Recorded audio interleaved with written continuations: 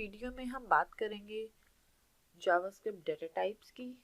क्या जावास्क्रिप्ट के data types हैं, क्या प्रिमिटिव डेटा टाइप होते हैं, नॉन प्रिमिटिव डेटा टाइप्स होते हैं, what is difference between undefined and null, how are the boolean values are used in JavaScript. तो चलिए शुरू करते हैं। So what are the data types?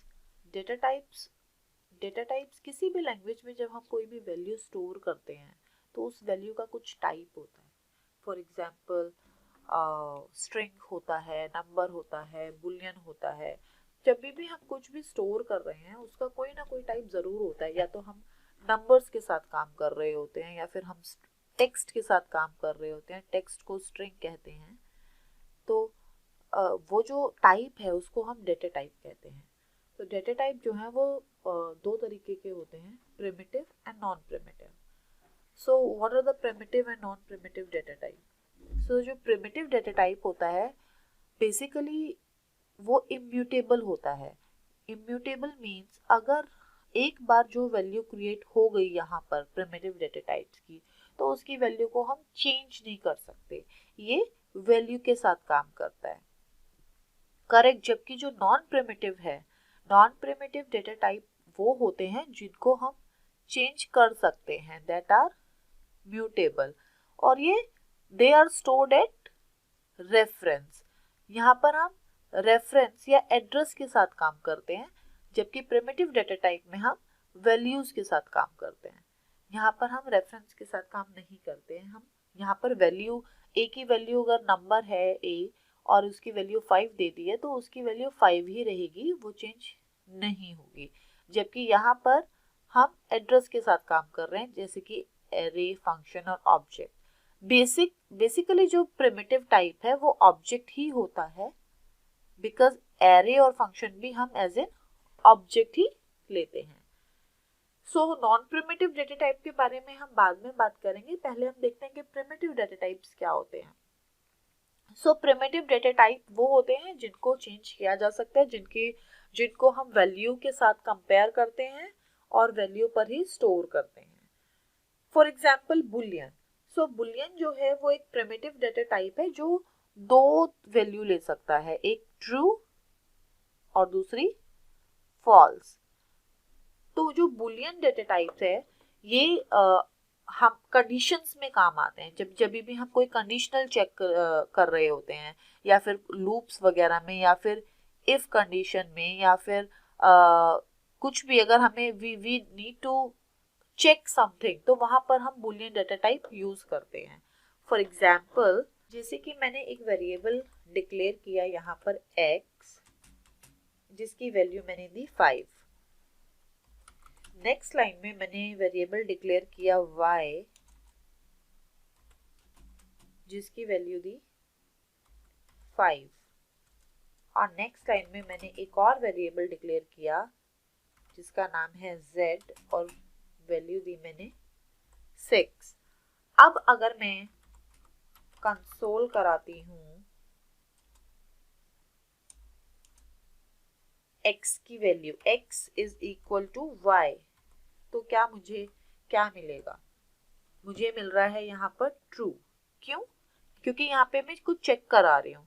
If x is equal to y, yes, x की value भी 5 है, y की value भी 5 है, तो this is true. So I am getting this true. इसी तरीके से अगर मैं x को z के साथ कंपेयर कराऊं,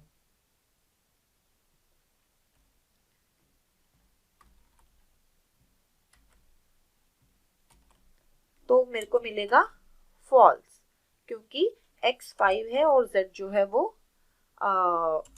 6 है, and 5 is not equal to 6, so this is false. और अगर मैं इसी का टाइप ऑफ देखूं, टाइप ऑफ एक ऑपरेटर होता है जो कि डेटा का टाइप बताता है कि ये कौन से टाइप का है। अगर मैं टाइप ऑफ ऑपरेटर देखूं तो ये बताता है बुलियन, कि ये जो एक्सप्रेशन है जो है false, x is not equal to z, that means we are getting this false. तो ये जो फॉल्स है वो कौन सी डेटा टाइप का है? तो फॉल्स जो है वो बुलियन डेटा टाइप का है।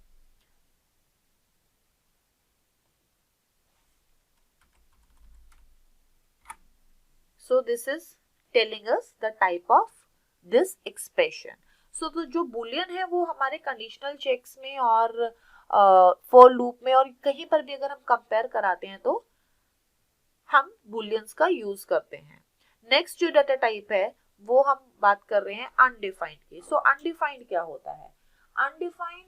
Undefined is something. Undefined होता है जब हमने वेरिएबल को डिक्लेयर किया है पर उसकी वैल्यू को असाइन नहीं किया. फॉर एग्जाम्पल अगर मैं बात करूं तो यहाँ पर मैंने एक वेरिएबल डिक्लेयर किया x पर उसकी वैल्यू असाइन नहीं की है. यहाँ पर ही मैंने स्टेटमेंट को बंद कर दिया. तो this is undefined. This is not null. This is undefined की वैल्यू वेरिएबल डिक्लेयर हुआ है बट वैल्यू उसकी असाइन नहीं है. It means it is a variable without a value.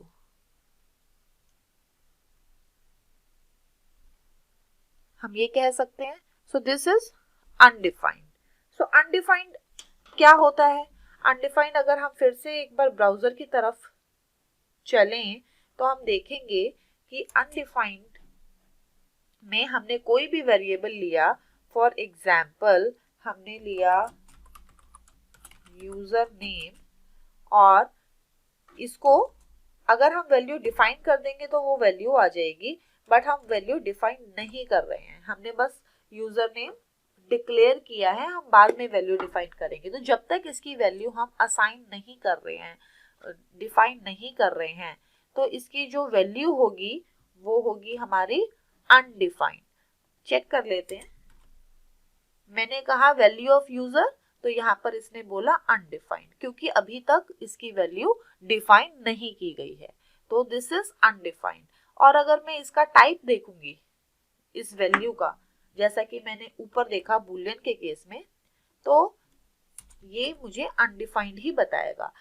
So type of user name is undefined here, जो कि हमने type of operator को यूज करके यूजर नेम का टाइप देखा है कि ये जो यूजर नेम वेरिएबल है ये किस डेटा टाइप का है, किस टाइप का वेरिएबल है. तो इसने बताया है कि यूजर नेम का जो टाइप है वो है अनडिफाइंड. और अनडिफाइंड का मतलब है कि value is not assigned yet. Value नहीं है हमारे पास इसकी. ओके. सो नेक्स्ट जो हमारा डेटा टाइप है वो है नल. नल क्या होता है?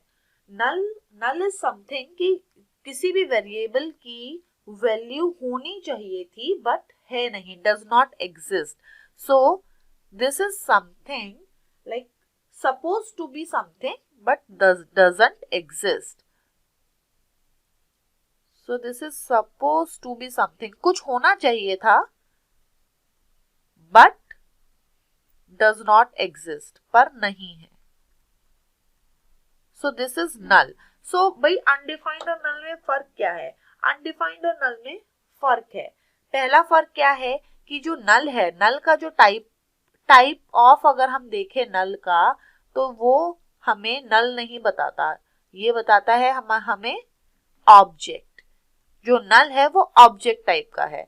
और दूसरा अनडिफाइंड वो है जिसकी वैल्यू असाइन नहीं की गई है, पर नल वो है जिसकी वैल्यू कुछ होनी चाहिए पर एग्जिस्ट नहीं करती. फॉर एग्जाम्पल अनडिफाइंड एक वेरिएबल है जिसकी वैल्यू हमने अभी डिफाइन नहीं की है, पर null is like for example कोई एक फॉर्म है जिसमें हमें फोन नंबर लिखे हुए हैं, home phone number, mobile phone और वर्क फोन. और अगर मैं कहती हूँ कि मेरा आजकल मैं मोबाइल यूज कर रही हूँ, मेरे घर में होम फोन नहीं है, राइट. तो फॉर्म में बहुत लोगों के पास होम फोन नंबर हो सकता है पर कुछ लोगों के पास नहीं भी हो सकता.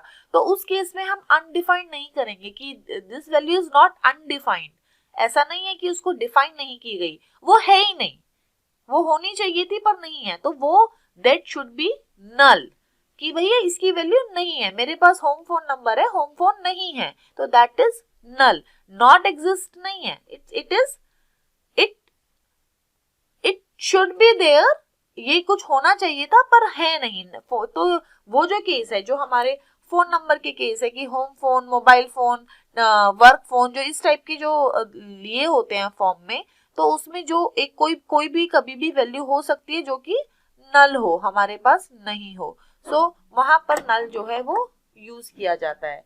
फॉर एग्जाम्पल नल और अनडिफाइंड में डिफरेंस क्या है अगर हम देखें तो देखिए, नल अगर हमने लिया, फॉर एग्जाम्पल यहाँ पर हमने यूजर नेम लिया था, अगर मैं कहूँ let first name is equal to maybe Amitabh, और मैं यहाँ पे कहूँ लेट मिडल नेम तो सबका नहीं होता, middle name is null, middle name मेरा नहीं है अगर फॉर्म कर रही हूँ तो यहाँ पे क्या आएगा, यहाँ पे नल आएगा ना, क्योंकि ये अनडिफाइंड नहीं है। ऐसा नहीं है कि मैंने डिफाइन नहीं किया, ये वैल्यू ही नहीं है। तो जो ये हमारी वैल्यू है दिस इज नल, और यहाँ पर जब हम इसको कंसोल कराएंगे तो ये जो है नल दिखाएगा। फर्स्ट नेम नहीं, अगर हम मिडल नेम कंसोल कराएं तो इट इज शोइंग अस नल। पर इसका जो टाइप ऑफ है, जो नल वैल्यू का टाइप होता है, वो हमारा जो होता है वो होता है ऑब्जेक्ट। अनडिफाइंड के केस में वैल्यू और टाइप दोनों ही अनडिफाइंड थे, पर नल के केस में ऐसा नहीं है। नल के केस में वैल्यू जो है वो अनडिफाइंड है, पर टाइप जो है वो आपका ऑब्जेक्ट होता है। देखिए यहाँ पे type of middle name is object not null. So this is the main difference. जो अनडिफाइंड होता है, ये बहुत बार पूछा जाता है कि अनडिफाइंड और नल में क्या डिफरेंस है, तो अनडिफाइंड और नल में यही डिफरेंस है। और एज अ प्रोग्रामर आपको पता होना चाहिए कि अनडिफाइंड कहाँ यूज करना है और नल कहाँ यूज करना है। तो अनडिफाइंड जो है वो है जिसकी वेरिएबल की वैल्यू डिफाइन नहीं की गई अब तक। Variable is created but value is not defined yet, not assigned yet. But null जो है वो वैल्यू असाइन है और उसकी वैल्यू है ही नहीं। फॉर एग्जाम्पल होम फोन की, या for example middle name, I have a first name, I have last name, but I don't have middle name. So middle name is null. और आप ये ध्यान से देखें, यहाँ पर जो null है ये आपका null डेटा टाइप है। इसको मैं स्ट्रिंग में नहीं डाल रही हूँ। अगर मैं इसको कोट्स में डाल दूंगी तो ये फिर ये स्ट्रिंग हो जाएगा। और इसका देखो आप टाइप जो है वो स्ट्रिंग बता रहा है, क्योंकि ये अब मैंने कोट्स में डाला है, और कोट्स में जो है सिंगल कोट या डबल कोट में वो स्ट्रिंग उसको रिकॉग्नाइज करता है। तो ये जो नल आप डालेंगे इसको ध्यान दें, उसको एज अ स्ट्रिंग नहीं डालना, इसको एज अ डेटा टाइप डालना है।